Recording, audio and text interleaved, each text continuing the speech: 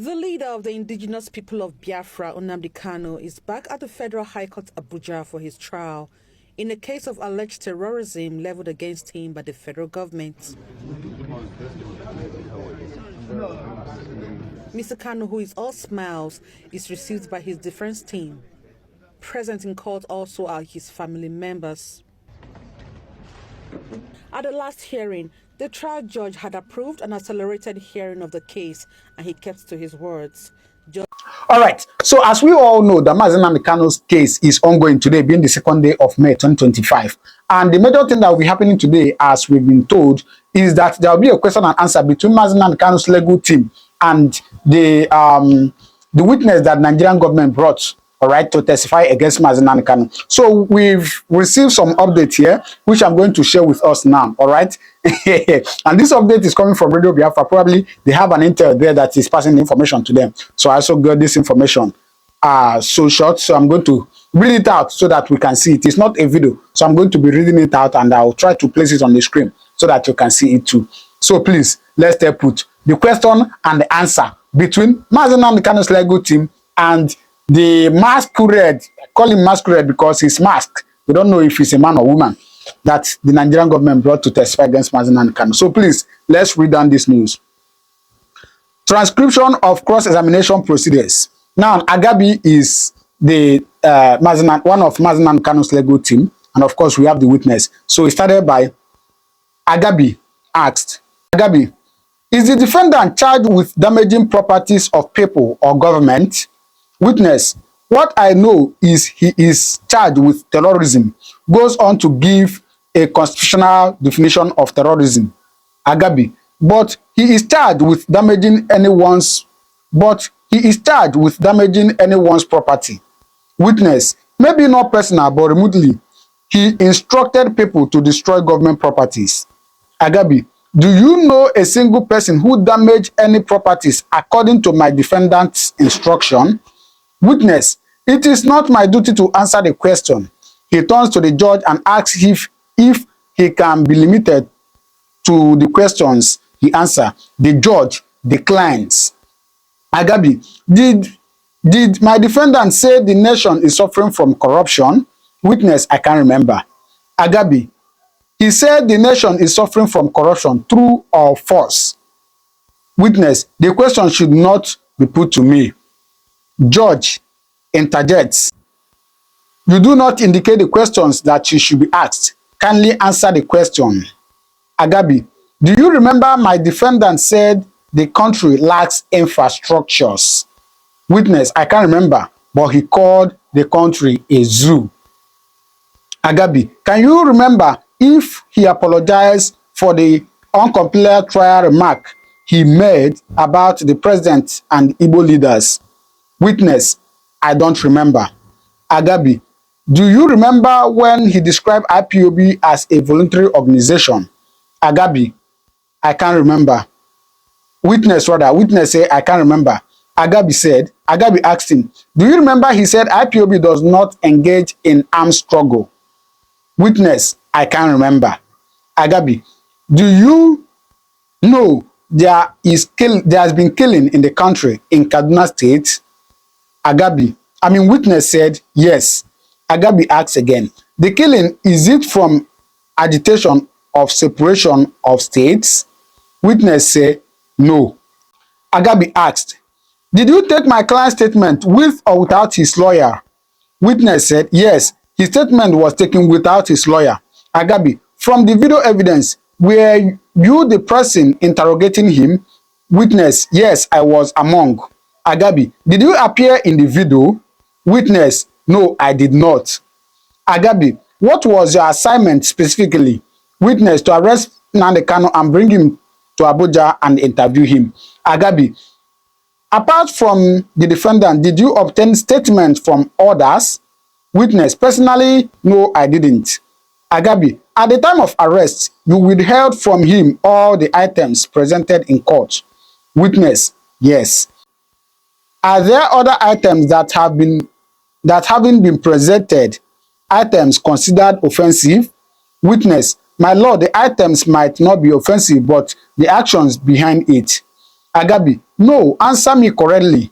Did you analyze the items? Witness, my task wasn't to analyze the items obtained. Agabi, so you don't analyze it. So you don't analyze it. Witness, I didn't accept his phone. Agabi, is the phone analysis in evidence? Witness, totals. No. Witness, no, because it was considered immaterial. Agabi, do you agree most of the items have lost their usefulness over 10 years? Witness, yes. Agabi, in 10 years since you first arrested him, have you seen anyone who claims he committed a crime? Witness, no, I haven't. Agabi, you said you found him with someone. Did you find anything incriminating on the person? Witness, no, we didn't. Agabi, did you confirm the person as a facilitator of terrorism? Witness, no, we did not. Okay, let's go to part 2 of it. Now, Agabi asks, did you find any instrument of violence on my client, the defendant? Witness, none. Did you contact any of the persons the defendant named in his statement as working with him? Witness, he did not name anybody. Agabi, is it only one statement that was obtained from him? Witness, in Lagos, yes, but in Abuja, other statements were obtained. Agabi, apart from the defendant, is there any other person standing in trial with him? Witness, I don't know. Agabi, I put it to you that in the entire nation, this defendant is the only person standing trial for the agitation of Biafra. Witness, I do not have information about that. All I know is I did the arrest in Lagos. Agabi, from your knowledge, the agitation does not have any other person apart from the defendant. Witness, certainly not correct. Agabi, so who are the rest? Witness, from the news on social media, I know Simon Ekpa. Witness, so because of what you read on social media, okay, I guess this is Agabi asking him now. So because of what you read on social media, you want my defendant to be sentenced to death? Witness, I have said what I know. Simon Ekpa is working with him. Agabi, is Simon Ekpa standing trial with my defendant? Witness, I know he was arrested too. Agabi, but he is standing trial with my is he standing trial with my defendant? Witness, I don't know. Agabi, we are counting counts of your I don't knows, Mr. Witness. All right, so there are other parts. In fact, so many of them has come in now, but I'm going to end this one here. I'm going to bring you the second part on my next video. All right, so please just stay tuned and drop your comment what you think about this question and answer that I've read out for you now. Okay, so please just stay put. Do well to subscribe to this channel because I get you all the updates of everything that is happening. But for now, I'll see you in my next video. Let me read other ones and also pass it to you. It is coming in. We're going to see the end of this. I told you that last our leader must be released. I told you. Anyway, please do well to drop your comment on the comment section what you think about it. All right, I'll see you in my next video. Thank you very much and God bless you. Let nobody discourage you. All the countries of the world doing very, very well. They all went through a revolution. You must go through it. If you don't go through it, you can never ever survive. As a people, Fulani will take you over. As simple as that. This very day, we are making it known to the whole world that the Muslim extremist dictatorship masquerading as a secular democratic government must be demolished. It must be demolished for you to survive. They have to be demolished. If you do not demolish them, your lives will end very, very miserably. I assure you. I assure you. The zoo is on its knees. Everybody knows that the zoo called Nigeria is on its knees. Who doesn't know that? Everybody knows. Nothing is functioning. You are all aware of it. When they say go and register for NIM or whatever, NIM or whatever rubbish is called, all of you trooped out without legislation, without any laws. Fulani can control you however they like. Once they announce it, Yoruba newspapers very foolishly and stupidly will support them because they want Tinubu as the president. And you are all dying every blessed day. You are all dying every day. Had you people risen up to say that what is happening in Nigeria is bad, there is no way that Fashoranti's daughter will not be alive today. That is the price you pay for duplicity. That is the price you pay for treachery. That is the price you will continue to pay until you rise up and say enough is enough. It is up to you to do it. You did it during NSAS. You can do it again. Can you imagine Fulani people telling you, if you remove Fulanis from Yoruba forest, imagine Fulani telling you, if you remove them from your ancestral lands, there will be war, and you are panicking. And you have not asked yourself, why are they not saying the same thing about the East? Why did they not say to Eastern Security Network? Why did they not say to me, if you don't stop evacuating Fulani terrorists from the forest, there will be war? Because they know, they understand psychologically that you don't have what it takes to resist them. Do you know why Borno State is still alive? Why you still have the Kanuri people in Borno today? Was because they resisted the Fulani centuries ago. You have to go back to history to understand how Nigeria came into existence. Fulani has been expanding from day one, from Senegambia. All the way from Senegambia, they've been expanding, and now they are in Okigwe. All the way from Senegambia. They are now in Okigwe. And you're asking us to somehow fold our hands and keep quiet because of 2023, because one idiot is going to come out to become a president. Because of that rubbish, because of that nonsensical notion, we should fold our hands and wait until we are overrun by the Janjaweed from the Sahel.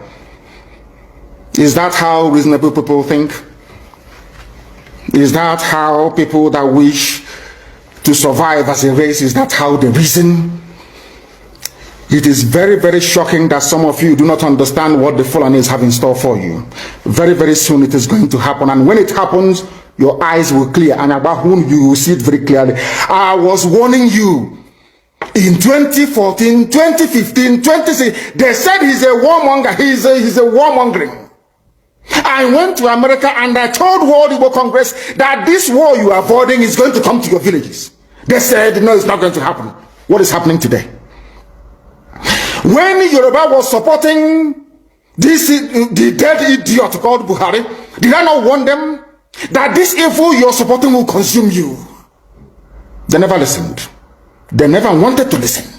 IPOB is a terrorist group. You're trying to divide Nigeria. But Mietiala is not.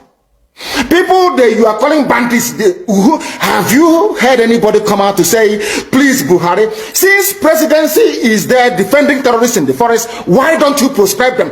No, you cannot proscribe a Fulani group. Never.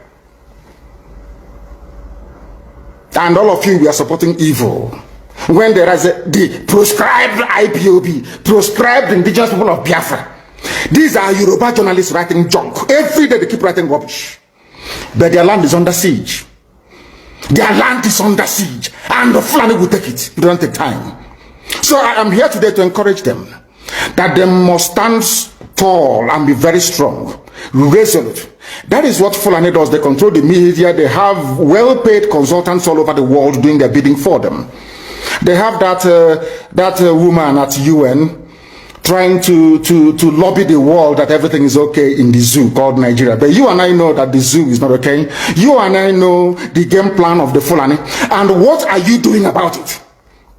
Nothing. Every day you read, you lament, you complain. Every day you read, you lament. And that's all you do. That is all you do. You read, you lament, you complain. You do nothing about it. Your lives are being taken away from you. Your forests are being occupied. Your mothers are being raped. Your daughters are being abducted. And the whole national government, presidency, is supporting such people.